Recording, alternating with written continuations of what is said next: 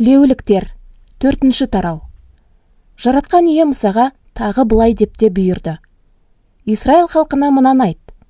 Егер бір адам жаратқан ие тыйым салған бір нәрсені істеп, абайсызда күнә жасап қойған болса, ол былай істеуі керек. Егер Құдай тағайындаған діни қызметкер күнә жасап қойған болса, ол мұнысы арқылы бүкіл халықты да айыптетеді. Діни қызметкер жасаған күнәсінің құнын өтейтін құрбандық ретінде жаратқан иеге арнап, мінсіз бір жас бұқаны алып келсін.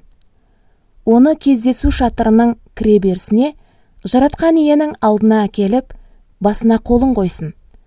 Жас бұқаны жаратқан иенің алдында құрбандыққа шалсын.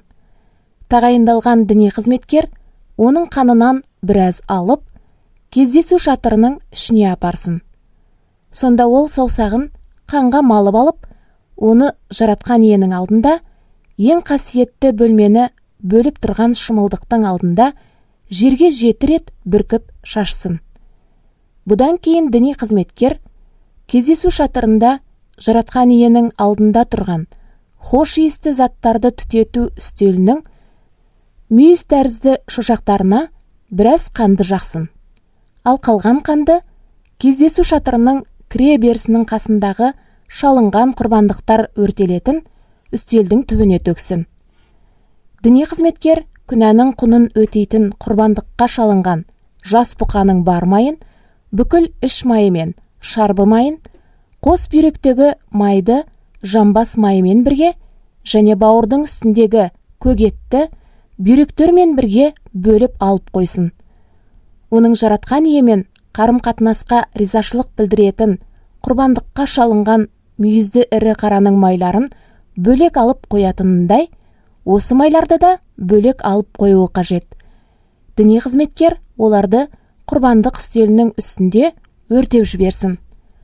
Ал бұқаның қалған бөліктерінің бәрін, терісін, бар етін, басы мен сирақтарын, шек қарны мен жынын, ел қонысының сыртындағы күл төгілетін таза жерге апарып, сол жерде жанып жатқан отынның үстіне қойып, өртеп жіберуі керек. Егер бүкіл Исраил қауымы жаратқан ие тыйым салған бір нәрсені істеп, абайсызда күнә жасап қойған болса, ал осы туралы өздері білмесе де, олар бәрібір айыпты болады. Өздерінің жасаған күнәлары туралы білгенде, қауым күнәнің құнын өтейтін құрбандық ретінде жас бұқаны ұсынып, кездесу шатырының алдына алып келсін. Қауымның жетекшілері, ақсақалдары жаратқан иенің алдында жас бұқаның басына қолдарын қойсын, және оны сол жерде шалсын. Тағайындалған діни қызметкер жас бұқаның қанынан біраз алып, кездесу шатырының ішіне апарсын. Сонда ол саусағын қанға малып алып, оны жаратқан иенің алдында, ең қасиетті бөлмені бөліп тұрған шымылдықтың алдында жерге 7 рет бүркіп шашсын. Бұдан кейін діни қызметкер кездесу шатырында жаратқан иенің алдында тұрған түтету үстелінің мүйіз тәрізді шошақтарына біраз қанды жақсын. Ал қалған қанды кездесу шатырының кіре берісінің қасындағы құрбандық үстелінің түбіне төксін. Діни қызметкер құрбандықтың бар майын бөлек алып қойып, құрбандық үстелінің үстінде түтетіп, өртеп жіберсін.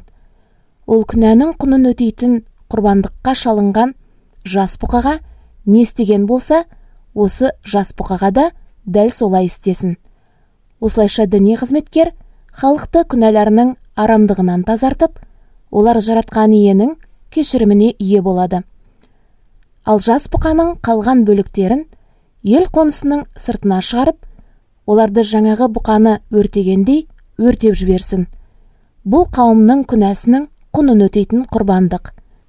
Егер басшылардың бірі Құдай иесі тыйым салған бір нәрсені істеп, абайсызда күнә жасап қойса, ол айыпты болады.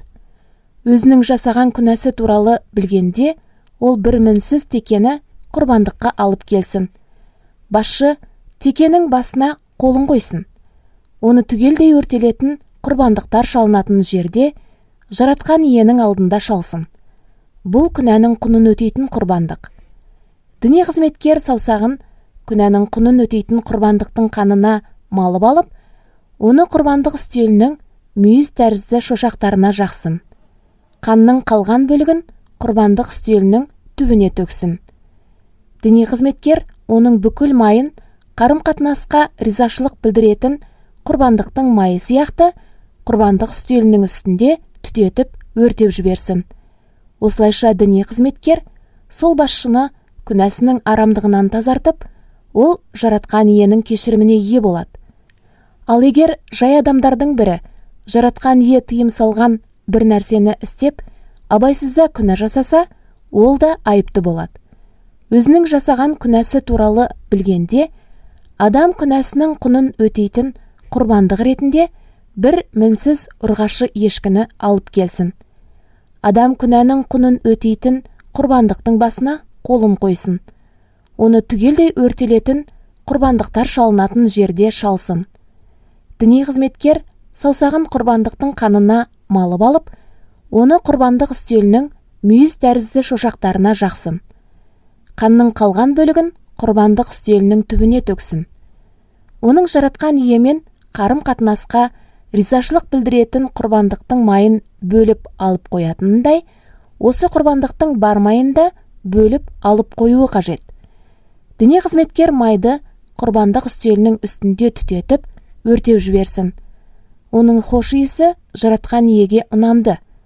Осылайша діни қызметкер адамның орнына оның құнын өтеуші құрбандық ұсынып, ол жаратқан иенің кешіріміне ие болады. Егер адам күнәнің құнын өтейтін құрбандыққа тоқты ұсынса, онда мінсіз ұрғашы тоқты алып келсін. Адам күнәнің құнын өтейтін құрбандықтың басына қолын қойсын. Оны түгелдей өртелетін құрбандықтар шалынатын жерде шалсын. Діни қызметкер саусағын құрбандықтың қанына малып алып, оны құрбандық өртелетін үстелдің мүйіз тәрізді шошақтарына жақсын. Қанның қалған бөлігін құрбандық үстелінің түбіне төксін. Оның қарым-қатынасқа ризашылық білдіретін құрбандықтың майын бөліп алып қоятындай, осы құрбандықтың бар майын да бөліп алып қоюы қажет. Діни қызметкер майды құрбандық үстелінің үстінде жаратқан иеге өртелу арқылы ұсынылатын басқа құрбандықтардың үстінде түтетіп өртеп жіберсін. Осылайша діни қызметкер адамды жасаған күнәсінің арамдығынан тазартып, ол жаратқан иенің кешіріміне ие болады.